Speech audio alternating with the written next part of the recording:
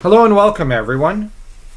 Now, continuing the thread from last time, this time by following the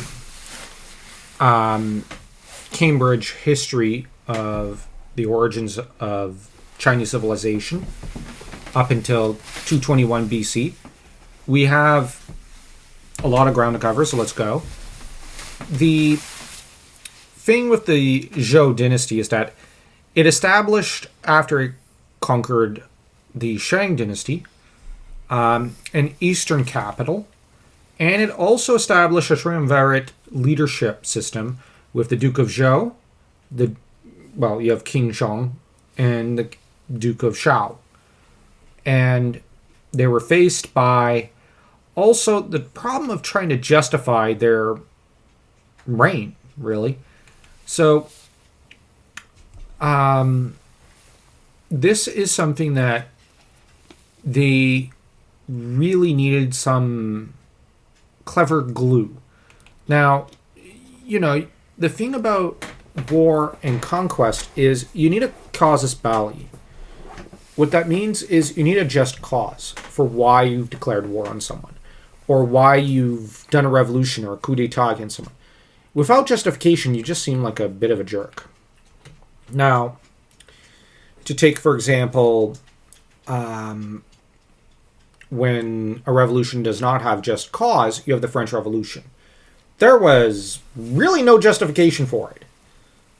And this caused, for example, the founding fathers of the U.S. to really struggle because they had helped finance and ideologically pioneered it by, recruiting Lafayette when they did into kind of their group clique, and then dispatching them to France with the mission to topple the monarchy. But the thing is, later, when the revolution went totally bonkers, they had to try to find some way to say, whoa, we weren't on board with this. They were, but, you kind of have to find some justification and whatnot. The French Revolution didn't have this. And the thing about King Shang and his two dukes is that they needed to find a justification. The justification they happen upon is the mandate of heaven. This divine mandate is one that has enormous influence over Chinese history. And the amount of influence it's had is amazing. And I've gone over it a little in the last episode, but needless to say, later dynasties adopted it as well. And it's become a major aspect of the Chinese psyche and even the psyche of other Asian nations. So that when you have a corrupt government or system or dynasty, the idea is you'll start to see the signs and you'll start to see the system break down, at which point it's time to basically take the broom and push them into the dustbin of history, and you have a new dynasty or system set up, and thus you get the mandate of heaven transferring to someone else. But it was also partly religious. The idea was the heavens would favor a new ruler and transfer his favor to someone else who would rule better and benefit the people. It's really a bottom-up idea, not a top-down one. Now, of course, at the time, it was top-down, not bottom-up. But it later became bottom-up, in a way. So that, to an extent, one can argue Chinese culture and history is a grassroots one. At least on the level with regards to, the mandate of heaven and the passage of governments and systems and whatnot. At least historically, that's been the trend. Now, there's been exceptions. I mean, the Mongol dynasty, for one thing, wasn't all that democratic or that really Chinese to begin with. That was Mongol foreign conquest. Now, we get an interesting debate in a primary source as to well, between a few dukes. And the thing is, the Duke of Zhou is said to have said, Lord Shi, in antiquity, D on high, observed King Wen's virtue in the fields of Zhou. His settling the great mandate on his person was because King Wen was richly capable of cultivating and harmonizing us, the Xia. But also was because there were men such as Hong Yao, such as San Yuxing. I hope I pronounced that right. I didn't, I know. Such as Tai Dian, and such as Nangang Kuo.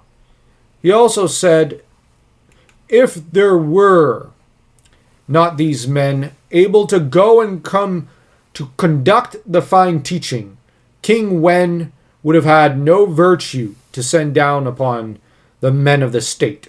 These men also purely had and held fast to virtue by acting to make known heaven's awesomeness. Yeah, that's the actual primary source. So, yeah, Chinese inventing awesomeness. That's a term. Okay. No, but like, what term should I use, sire? Awesomeness. I don't think this is going to catch on. It's all catch on! Okay.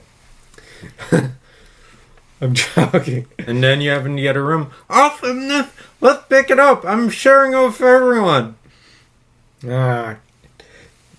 Great. Now the other scribe's gonna go out and tell everyone. Well, don't worry. No one's gonna hear about it.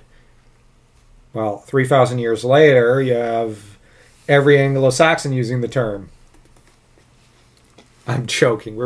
We're being droll here. This is actually due to the translation we're looking at, which is from, I think, the 1920s or 30s, which is pretty funny.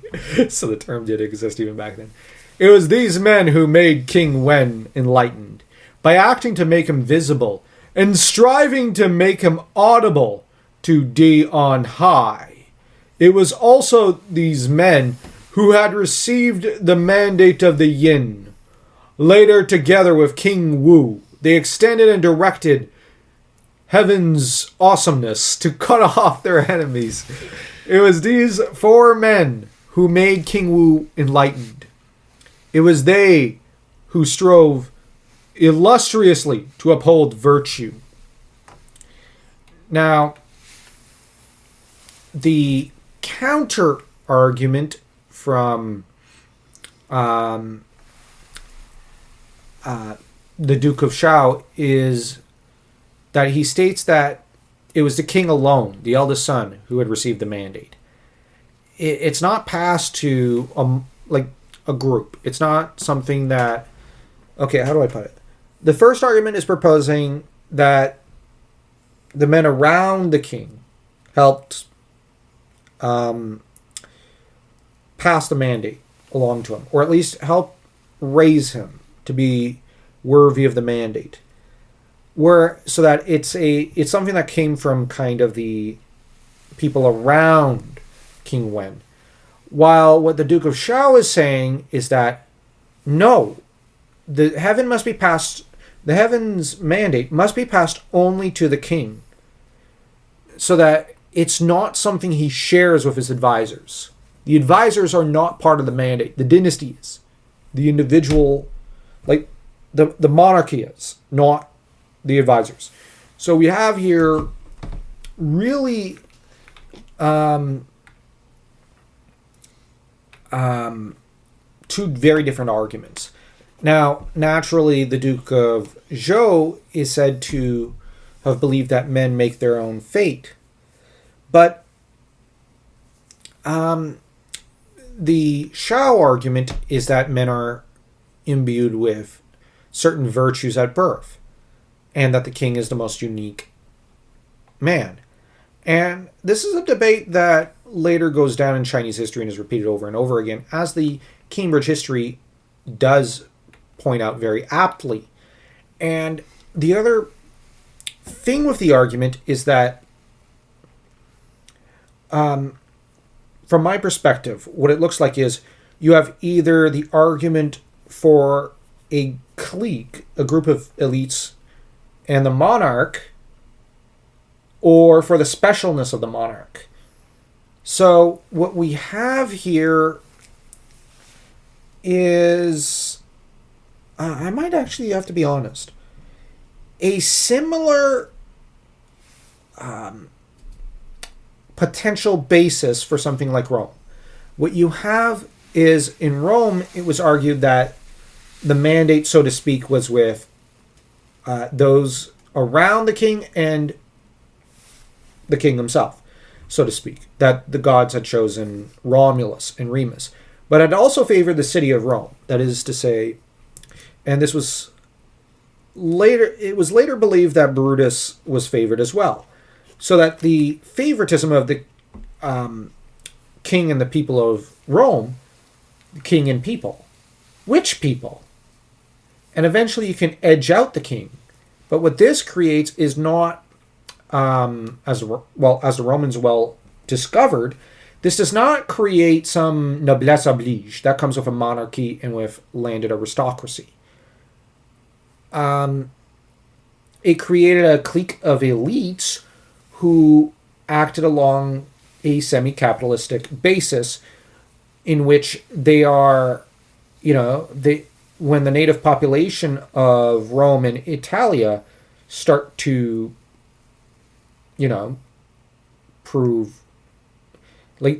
start to be viewed as only good for war, well, it's time to replace the native stock with slaves.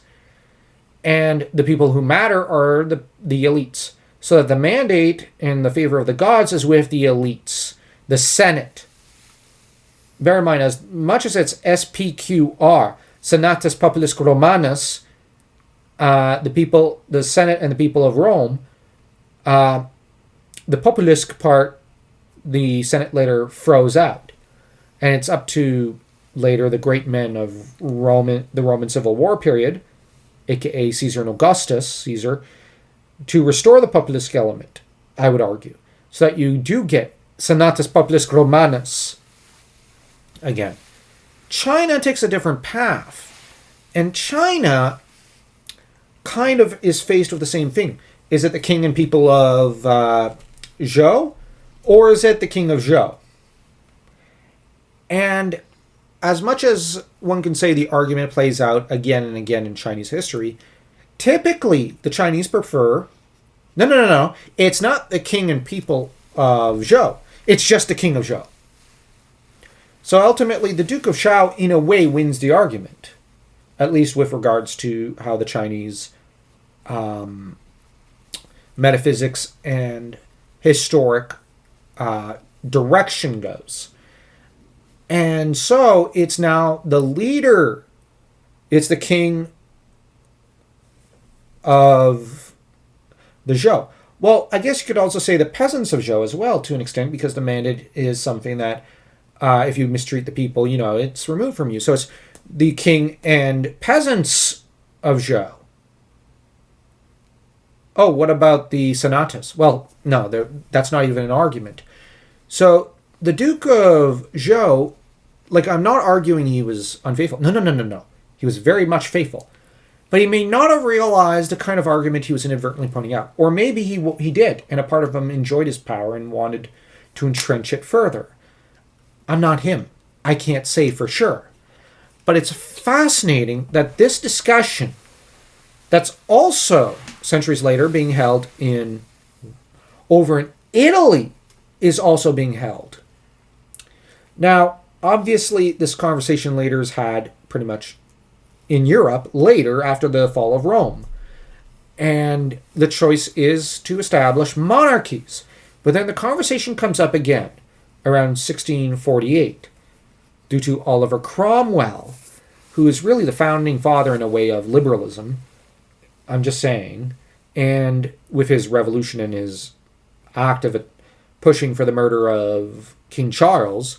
And if you pay attention, you can find a letter written from him to some people on the continent where he's asking for advice on what to do about Charles almost 2 years before the execution. And he's told, just kill him.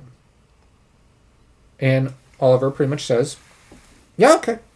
So the thing is, Oliver Cromwell wanted to kill Charles years in advance of the fact. It's in his letters. You could just simply look it up. I'm not making anything up. And that's the thing. This oligarchy versus monarchy.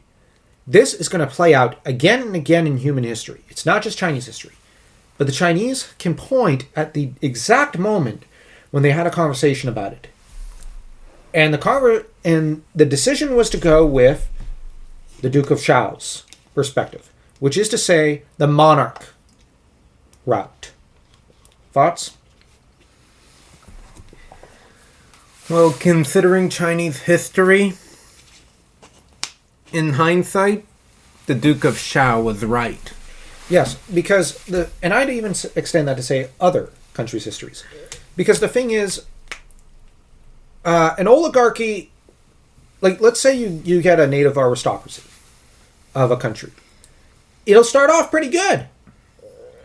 But in time, if there's no checks and balances on the oligarchy, it goes foul. It goes bad. Oligarchies are bad.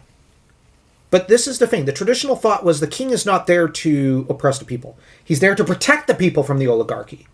That's the king's job. Now, in Roman history, in time, the kings came to oppress the people. And the people just wouldn't protect them.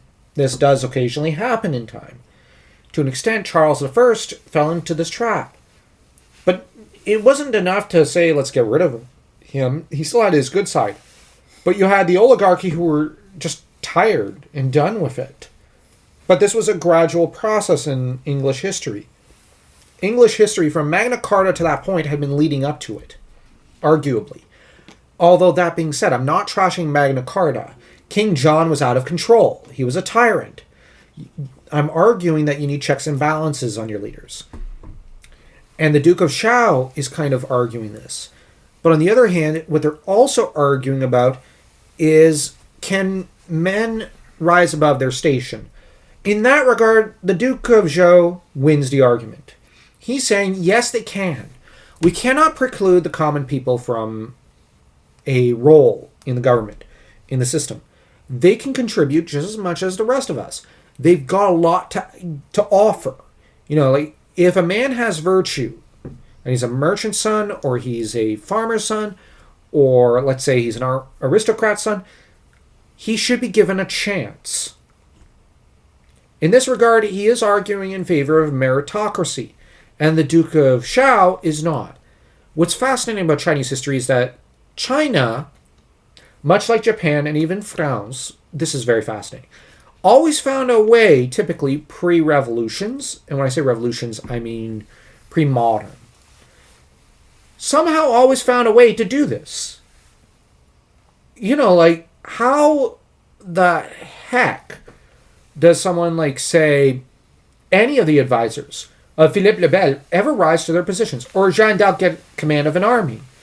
Or how does someone like Shibata or Akechi get favored for a top position of Oda Nobunaga?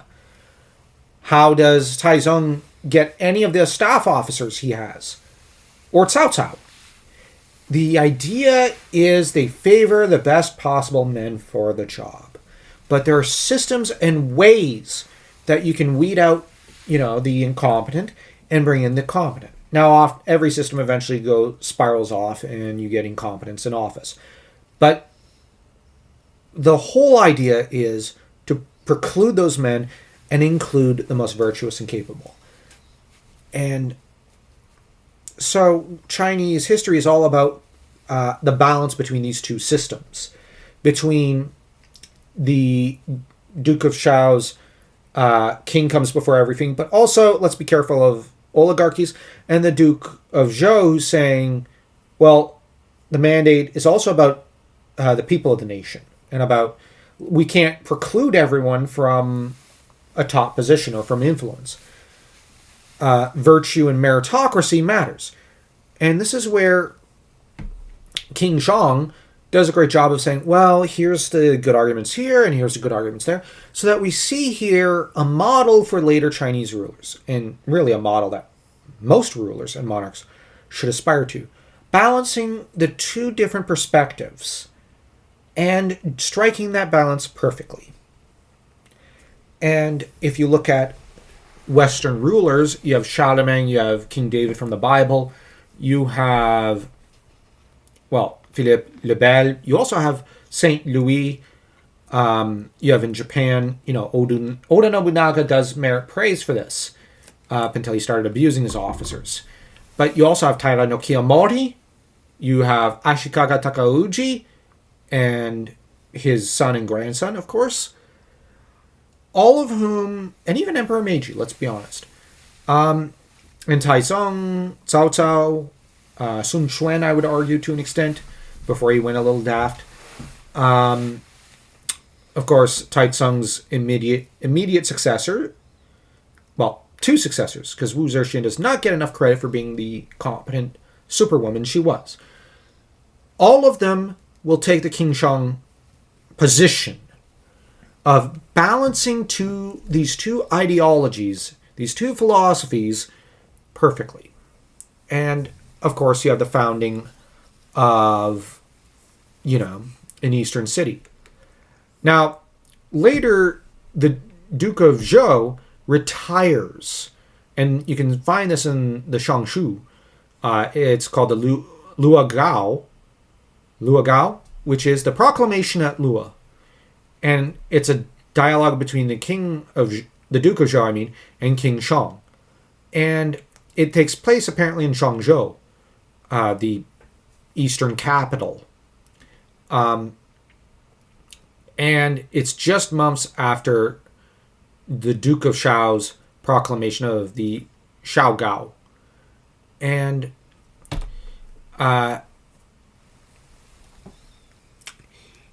the thing is, the proclamation of the Duke of Zhou is that he would prefer to stay in the eastern capital rather than returning home with King Shang to the Zhou capital in the Wei River Valley.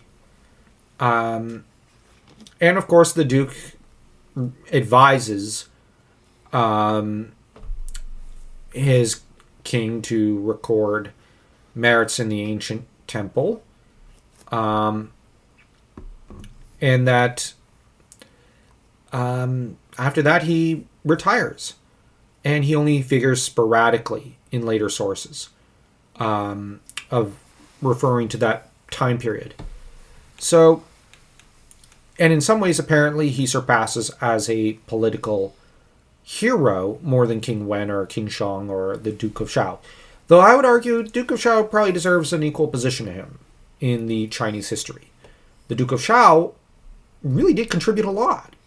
Like, let's be honest. And, of course, you get the death of King Shang 30 years after his assumption of the kingship. So that he reigned for 30 years. Which is quite the reign. That's a lengthy period of time to be in office. It's a good length. It's something similar to the length of the reign of Pépin le Bref in France, or Francia. He was the father of Charlemagne. So you have King Shang, who, like Pépin, did a lot to establish the dynasty and pave the way. And he was a good monarch. And, of course, he makes sure to install his eldest son, King Kong, or King Kang. I don't know how to pronounce it quite. I'll just say Kong. And he himself ends up reigning from around 1005 or 1003 BC to 978 BC. Wait, I have to imitate Metatron, as I said in another video of ours. In the year 1005 or 1003 before our Lord, to 978 before our Lord, is the reign of King Kong. And, of course, overseeing this transition in the dynasty is the Duke of Shao, who's apparently very old by then. But this means that he serves probably as a bit of a tutor, as a mentor. But he also helps to streamline the dynasty. So in this regard, we have a similar role as that played by Mershali's brothers, who were viceroys and dukes for the Hittite Empire over in the Bronze Age period of the Hittites. That is to say, Anatolian history around the, I think, 14th or 13th century BC, several centuries before the Zhou, really came to prominence. And Mershali II was the son of the greatest emperor of the Hittites, Shuppiluliumesh II. And Mershali's brothers helped act as advisors and political and military figures for their father when they came of age. Mershali was the chosen heir, but those who helped with the transition of power and maintain this transition were these brothers to Mershali. And they were apparently older than him, which is very fascinating, and it's a case of a younger brother inheriting in place of his older ones. Normally, historically, this would yield, a lot of fighting between the brothers for the crown. But in the case of the Hittites, apparently it didn't. It yielded instead oaths of massive fealty, and we never had any form of treachery by the brothers, which is remarkable. That's one of the most remarkable moments in history. Likely the bonds between the three brothers was very close. And in turn, the Dukes of Zhou and Chao were obviously attached to their nephew and obviously attached to his lineage. So they're really setting a tall order that sadly many later dukes and kings will not live up to. Let's just be honest. And the thing is,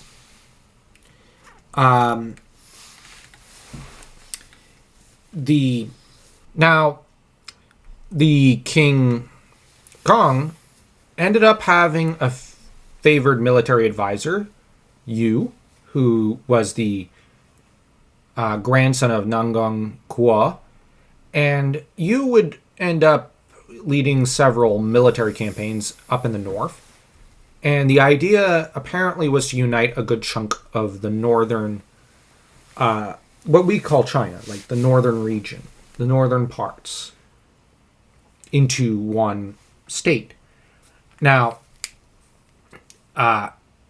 this seems to have taken place throughout Kong's reign, and Yu came back with a lot of booty.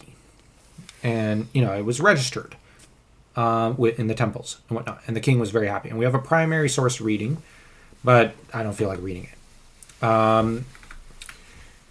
But we then get the next king after Kong, who is King Zhao, who reigned from around 977 or 975 before our Lord, and up until 957 before our Lord. I can't resist. Wait till we get to AD. In the year of our Lord. I love that. Sorry, Metatron started it. And yes, I'm going to tag him on Twitter with this because why not? I'm sure he'll have fun with the in the year of our Lord thing. This has to become a thing amongst history YouTubers. This has to be. But anyways, King Zhao ends up expanding Zhou southwards. And the first real military setbacks are felt. And they have far-reaching repercussions. And the thing is, this is the first real entry of a state called Chu that we come across, at least to my knowledge. And we have the reading, which is 19th year, i.e. 957, before our Lord. There was a comet in the lunar lodge, Zhiwei. Shi Gong in Jinbo followed the king to attack Chu. The heavens were greatly obscured, and pheasants and hares were all shaken. They lost the 6 armies in the Han River. The king died. Okay. The 6 armies are apparently referred to as the Western 6 armies, as opposed to the Yin 8 armies, and the king died. And the royal army is destroyed. And this is a big deal because you lose your king, you've lost your country in a way, at least in the ancient world. Like, the king is the embodiment of the nation. So imagine, if you will, let's say, if the U.S. presidents ever led armies into battle. They never would. They're much too cowardly for that. Imagine if they led an army into battle themselves and they died. Well, the American people would be horrified and terrified, with good reason. But, now I say they're much too cowardly, but I think that of all modern leaders. I think we've come a long way from Napoleon, and I've started to think we should have only military vets as nations' leaders. Men of tried and true courage. Because these men are usually far more rational and level-headed and also talented than most others. Now, there are exceptions, of course.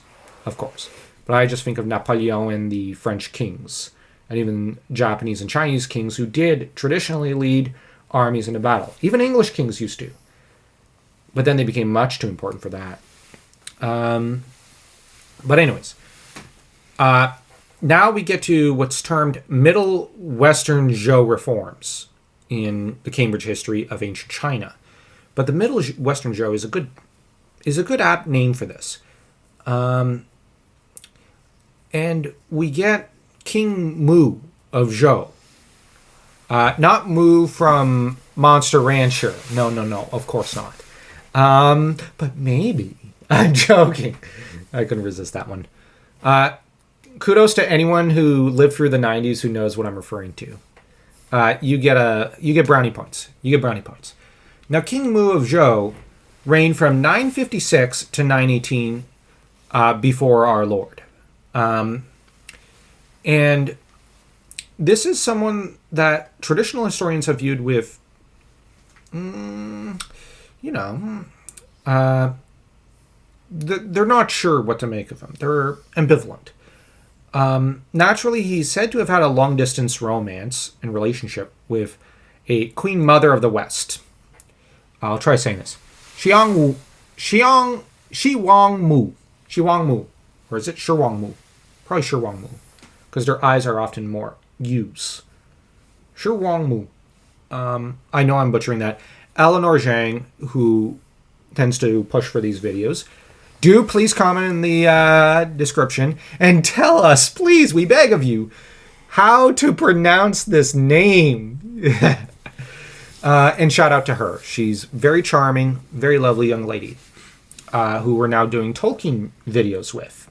So do check those out if you want. You can find it in the channel section of our History Corner, or History Barbarians, I believe we've changed the name of this channel to. An apt name. Which is also a nod to World of Conan, who's always pushing barbarian stuff. Shout out to him as well, because we do a lot of Conan content with him. Now, anyways, King Mu ended up defeating the Xuan Rong people living in the north and west or northwest of Zhou. So, in this regard, he did really good work. And on the other hand, now he established a systematic legal code, but the thing is, he is said to have been very often out of the capital. Likely, it's because he was on military campaign. Because the thing is, his father had died in battle. This will signal weakness to everyone. King Mu probably had to go out and constantly fight to maintain status. And if he's in the northwest, Now, bear in mind, you've had all these northern campaigns in his predecessor's reign. King Mu likely lost those territories at the outset of his reign. So he has to reestablish Zhou dominance in the north. And the other problem is he also has to showcase his dominance ever more. Because now the descendants of his uncles and of King Chong's brothers are now cousins that are rather more distantly related to the king. So he no longer has as much of a personal connection to them. And on top of that, the eastern population has been ruled by the descendants of the Duke of Zhou, and they're getting to be, they're kind of divorced in a way from the heartland of the Zhou dynasty, because they still remember themselves as the Shang people. So this east-west divide is also there still, because they've only recently been kind of absorbed into the Zhou state. And the Zhou state has already started to outstretch itself. It's become too big. And King Mu's campaigns in the northeast are now going to absorb our attention. Now, this apparently takes place in the 12th or 13th year of his reign. And now, in it, the Zhurong people, and this is something that apparently means, Rong means barbarian, or belligerents. And the Zhurong invade the eastern capital of Zhangzhou. This does not mean, however, that the capital was destroyed. It's just the boundaries near it were raided, at least from what I can tell from a multitude of sources. And so you get, you get territory near the eastern capital that's been put to the sword and put to the torch. This is going to have a massive amount of influence on how the Zhou are going to think, and it's also going to carry shockwaves going forward, at least historically speaking. Now, as to anything else he later did, King Mu did effect some pretty good reforms, land reforms, military reforms, and whatnot. So it's not like he was inept. He was competent, but it's just he had to acknowledge, there's territory that's been lost. He had to acknowledge Eastern territory as having been lost. He still held the Eastern capital, thankfully, but, any loss of territory is not a good thing. So obviously when his dad died, this was a major setback. This could probably be described as the point when there was a decline in the dynasty. Because King Mu was capable, good, competent, but not enough. And of course he's succeeded by King Gong, and then King Yi, who succeeded roughly around 899 or 897 and reigned till 873 before our Lord. And his brother King Xiao, I should say, reigned from 872 to 866. And there was possibly another son of King Yi who was called King Yi. Or is it Yer? Because I know, Shima Yi's son, his name in English is spelt S-H-I, but it's pronounced Shur. So there's something very frustrating about Chinese pronunciation for a Frenchman like me. Now, on the other hand, this is a lot more rulers in a short period of time than there was in the previous century. What this suggests is a what's starting to be a bit of more of a rapid turnover of rulers. And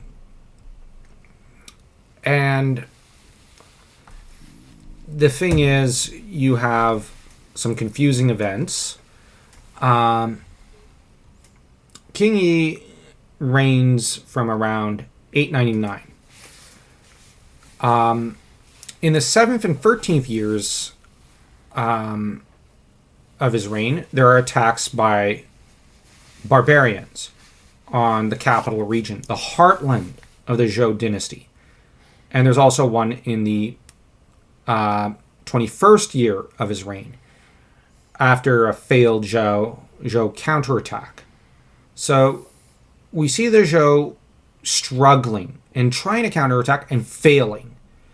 And the king even moves from Zhangzhou to Huai, which is implies the king is exiled from the capital.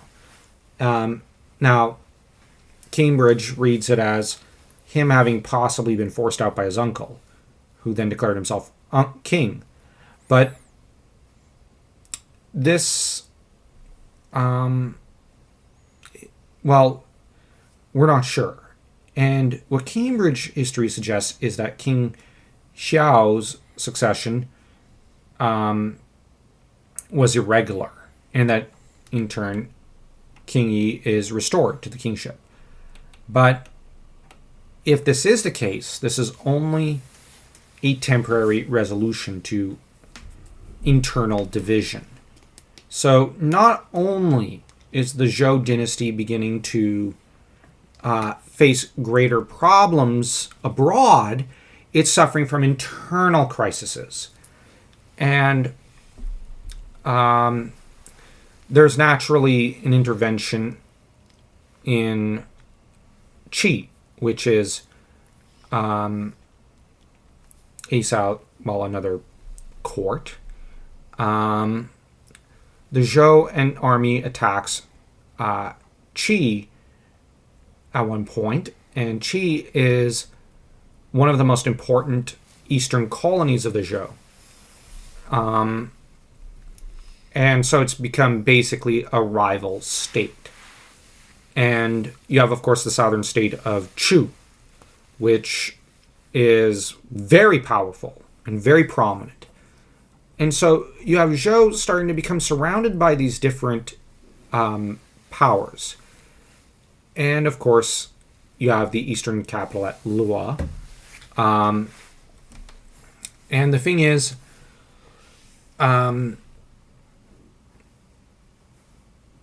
the south is infringing more and more upon the eastern capital, and it is lost, which this is a disaster for these declining kings. Now, King Yi was to later die the year of a Chu attack against Zhou, and he left behind him a son, King Li, who reigned from around 857 or 853 to 842 BC, or before our Lord. He was apparently quite young, so he started off his reign in a minority period. And it doesn't get worse than this, because this is very rightly viewed by later Chinese sources and dynasties as a calamity, as a disaster. And this means that the Zhou cannot counterattack under the banner of their king till he comes of age, which means it's going to be years before they can even conjure up a response. This, countries have fallen over this. You can't have a minority period during a period of crisis when you are constantly in a state of war and in a near constant state of civil war. And with a revolving door of rulers, that are coming in And less out. than 10 years each. Well, it's not yet that bad, but it's almost that bad. When it comes to China, that is a bit of a pattern that leads, To a decline in a dynasty. and when it ends up being a minority period in China, that's not going to end well. Yeah. Now, that being said, the culture of early Zhou versus later Zhou can be seen in the poetry style, and there is a decisive change. And so the culture comes to reflect this, the changes that are going on. And the thing is, King Li apparently ended up ruling very badly.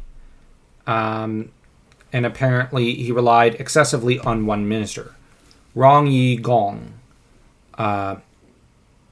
who apparently pandered to the king's predilections. And the trouble is, the king was not up to the standard of the founding kings. This often happens in dynasties and countries and whatnot. And apparently he ordered an attack on Chu. It doesn't go well. And, of course, in the 8th year of his reign, he is remonstrated. He is reprimanded and criticized. And the thing is, the king replies with, "Although I am but a young boy, I have no leisure day or night. I always support the former kings in order to match august heaven. I broadly embroider my heart so that it descends to the 4 quarters. And so I take the eminent warriors and presented people and elevate them in line with the former kings and ancestral house. I, Hugh, make this giant effertory treasured Gui Turine, with which vigorously to aid my august and cultured and valorous ancestors and deceased father. May they approach the prior cultured men, may they constantly be in the court of D on high, ascending and descending, continuously visiting with the august king." I guess that's what D means. I forgot to mention that. On high's, the king on high's great and felicitous mandate, with which commandingly to protect our family, my position, and whose person, cascadingly send down upon me such good fortune and model assistance. And he says, "May I, who for 10,000 years bring to fruition my many sacrifices, with which to seek long life and entreat an eternal mandate to rule in position and to make roots in the lower realm." It is the king's 12th ritual cycle. This is probably the 12th ritual cycle, in which it corresponds with 842. And apparently it's in this year that King Li is driven out of the capital and forced into exile.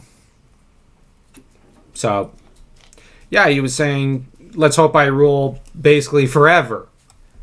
Yeah, forever turned out to just be a few months at best. So, it's one of those things which is pretty funny.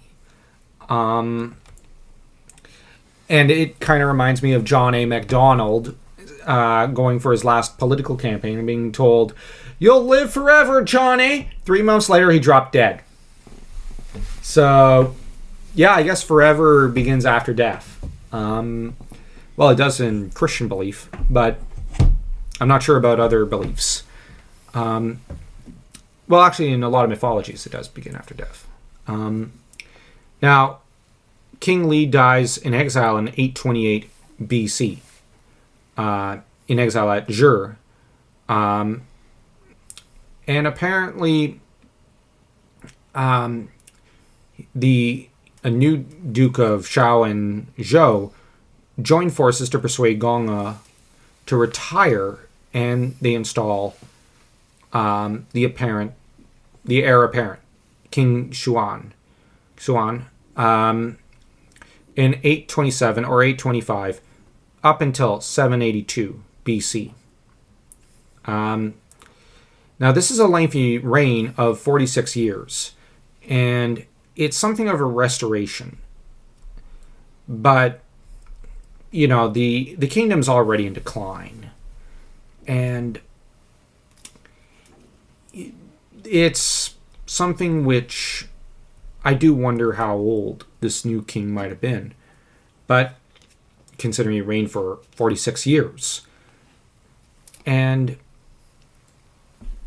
apparently he convened a convocation of lords in the eastern capital at Loa. So, in this regard, he has access to the eastern capital again. This is quite important. So obviously successes have been seen. And we have King Xuan, who becomes quite more favorable to the younger of his two sons, Shi and he commands Wu Gong to name him Shi rather than the elder son Kuo as heir apparent.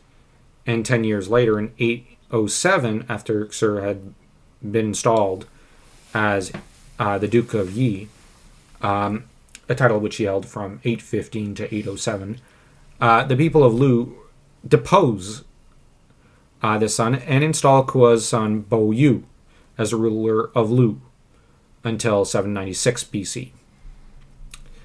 And a royal army then attacks Lu in 796 and kills Bo Yu. And this is, unless I'm mistaken, King Xuan's grandson. He killed his grandson and set up the Duke of Yi's younger brother, Chong, as the new lord. So, this causes many lords to rebel against the royal household. I don't blame them when you have a monarch who says, go attack my grandson. What are you doing? You've fallen pretty far. And it's not the grandson is misbehaving, let's put him in line. It's go and crush and kill him. And the thing is, this is the son of the eldest son. This is the legitimate heir that he's going after. But he likes his younger son better. This is just... this is the king starting internal conflict within the household of the royal family. This is a disaster. And apparently you have you've got King Xuan, who dies in the year 782, of course. And it's his restoration of sorts dies with him. He's succeeded by his son King Yo, who reigns from 781 to 771 before our Lord. King Yo's reign begins not very auspiciously. And as an earthquake strikes the heartland of the kingdom of Zhou, and it causes 3 rivers to dry up, that of the Wei, Lua, and Jing rivers. They all dry up, and Mount Qi is said to have crumbled. And on top of that, there are eclipses of the sun and the moon. So, this is viewed as a hint that maybe the mandate has been removed, I imagine. because this portends disaster. And even I'd kind of view it as disastrous. And the trouble is, the Zhou are kind of at a low point here. And of course, King Yo is later succeeded by his son, King Ping. And he reigns until from 770 to 720. And apparently,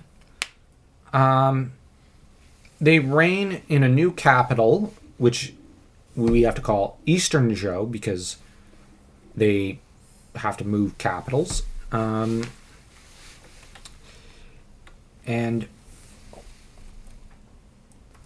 the thing is, the capital was sacked by, of all things, during the reign of King Yo, just to double back a little,